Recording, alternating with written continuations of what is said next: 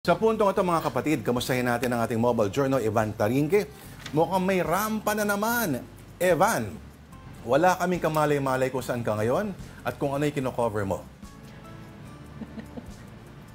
Pops Lord, Denise, ay sinagawa nga JI Forum kaninang umaga ng ilang mga motorcycle advocates ay tinalakay ang ilang mahalagang issue tulad ng pagkakaroon ng maayos at libreng motorcycle training para sa mga motorista, pati na rin yung mga insurance para sa mga MC taxi at TNDS drivers. No, ayon nga kasi sa datos ng MMDA mula Enero hanggang Nobyembre noong nakaraang taon ay naitala ang mahigit 62,000 na road crashes kung saan 20.03% ay kinasangkutan ng mga motorsiklo. Ayon naman kay Angkas President George Royeca, mahalaga ang pagkakaroon ng libre at wastong pagsasanay ang mga motorista upang mabawasan ang bilang ng aksidente sa kalsada. Dagdag pa niya, ang proper training ay hindi lamang tungkol sa pagmamaneho, kundi pati na rin sa pagkakaroon ng proper at safety mindset upang maiwasan ang road rage, hindi lang sa mga riders, kundi pati na rin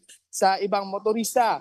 Ipinunto rin niya na sa kasalukuyan, hindi lang kasimpleng paraan ng transportasyon ng motorsiklo, kundi isa na rin itong kabuhayan para sa maraming Pilipino. Samantala, ayon naman kay Edwin Go, ang presidente ng Motorcycle Dealers Association of the Philippines, dapat siguraduhing dumaan sa proper training at may lisensya ang sino mang bibili ng motorsiklo. Aniya ay kadalasan nangyayari na kamag-anak ang bumibili ng motor at ibinibigay ito sa hindi lisensyadong rider na maaaring magdulot ng panganib sa kalsada. Isa rin sa mga naging sentro ng usapan sa forum ang pagkakaroon ng insurance sa MC taxi riders upang may sapat na proteksyon sila sakaling masangkot man sa aksidente. Motor at sasakyan ay napapalitan ng mga parte pero ang buhay daw ng tao ay hindi. Pops Lloyd. O parang pang-Pops J. Taruk yung paksain na yan. Pero curious ako, pinag-usapan yung paano raw ma-prevent ang road rage? Yeah.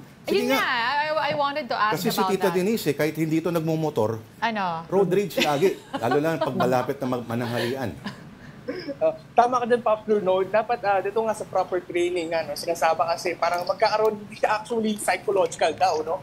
Ay ang tamang term daw ay pagkakaroon ng safety mindset, lalo na sa kalsada. No? Kasi isa nga yan doon sa sinasabi nga, no? Pag nagtitika kasi ng driving course, meron yan doon sa blow bagets, yung self, no? Kasama yan doon sa blow bagets na tinatawag, no? Yung i-check mo yung sarili mo kung capable ka ba mag-drive, nasa tamang physically fit ka ba, mentally fit ka ba, dahil sa panahon ngayon, mainit yung panahon, so nakakadagdag talaga ng pressure, lalo na pag nag-drive na siksikan, maraming sasakyan at yung iba pa, talagang nangangamote, hindi lang sa mga motorsiklo, pati na rin dun sa iba pang mga sasakyan, gaya ng four wheels. Pops Lloyd.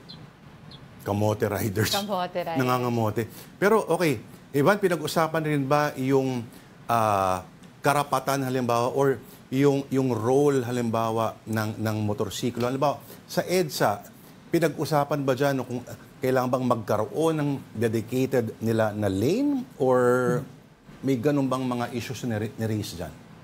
Actually, Popsy, kanina, isa sa parang na gusto nilang pag-usapan, parang babawasan or tignan or silipin kung pwede mang tanggalin yung ilang bike lanes sa ilang parte ng EDSA, no, para gawing motorcycle lanes, no, dahil nga ayon kanina sa ilang nagsalita, marami daw kasi parte ng bike lanes sa EDSA ay hindi na na-utilize ng mga bikers, no, kaya gusto nilang i-raise yung concern na ito na baka pwede na mga motorsiklo yung makinabang. Dahil nga, masikip na nga daw yung EDSA, nabawasan pa ng halos kalahating isang lane para daw dito sa bike lane.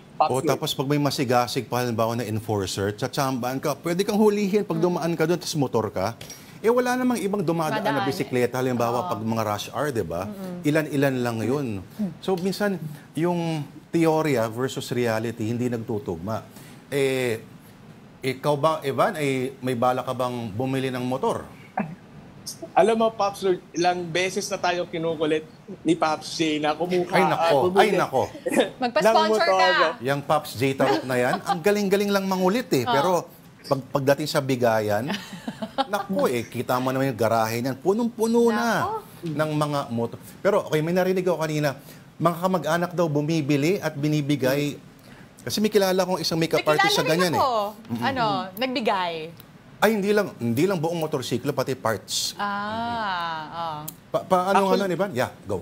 Actually, Pops Lord, isa ngayon doon sa concern ng mga motorcycle dealers. No? Marami raw kasing bumibili ng motorsiklo, lisensyado, pero ang ending ay ibibigay daw ito doon sa kanilang kamag-anak na hindi naman lisensyado or kanilang anak na parang regalo na, mabait kang bata, sige, sa'yo na itong motor, kahit na hindi lisensyado. No? Tapos, ang mangyayari daw, ang ending, pag na-aksidente or na motorsiklo na ito, daw ang sisisihin, yung mga dealers at yung mga ibang nagmamotorsiklo din, Pop J. Oo. Okay, nalituan na, no? Oo. Hindi kita bibigyan ng motor. Pareho tayong walang motor. Ivan Tarinque, pasensya ka na, ha? Okay. So, short of saying, maraming salamat sa update mo. Mobile Journal, Evan Tarinque.